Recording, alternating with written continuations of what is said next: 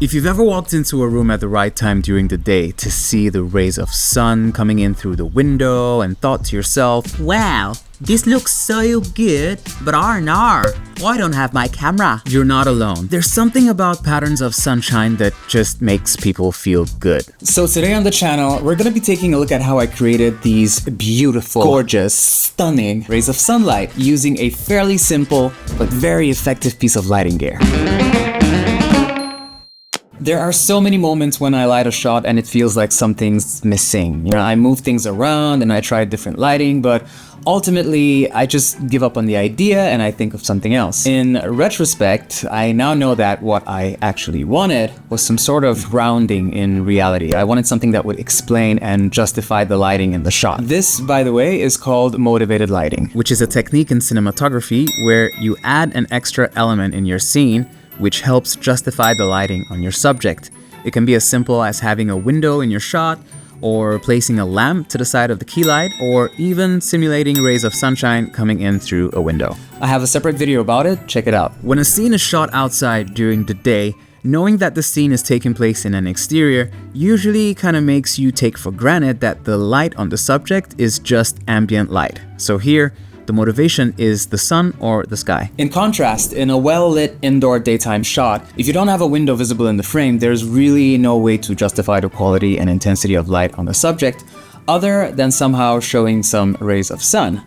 But that tends to not be practical with the actual sun because it tends to move around, and also weather and seasons, and like if you live in Berlin, there is no sun. That's where this baby comes in, a Gobo projector. Projector?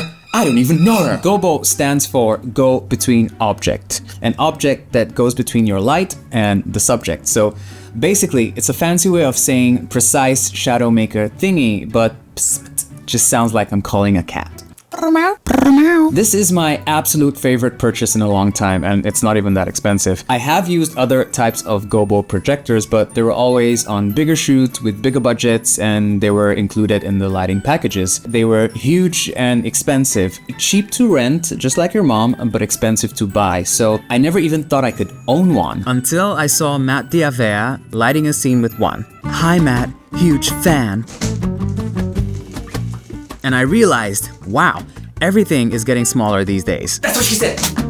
It's basically kind of like an optical lens that you can attach to most lights, and you can get one for about 150 euros. I added a link in the description so you can check it out. I use it with my Godox Litemo. I just screw this in and it focuses the light into a narrow beam. I can then add these metal plates with holes cut in them called gobos. These are the objects that go between the light and the subject. I can choose between a window, a window, a window, a plant, subscribe. Okay, that last one is fake, but it is a creative way of asking you to subscribe. Oh, you're not entertained! There's a lot of cheesy shapes, but we are making videos here, people, not baking Christmas cookies. I don't need a star shape in my lighting. I am the star. Hair flip.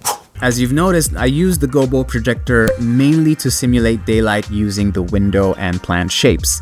I find this makes my shots feel alive without pulling focus from the most important part of the frame.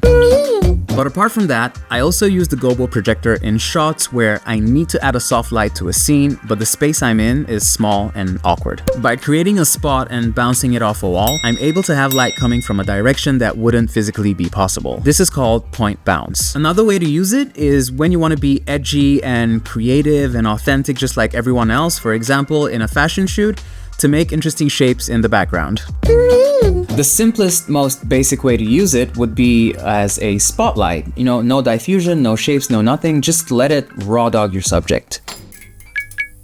Can I say that? Bareback your subject? For all its usefulness, a Gobo projector does have a limitation: physics. You need space to use it. The closer it is to the surface, the smaller the shape is.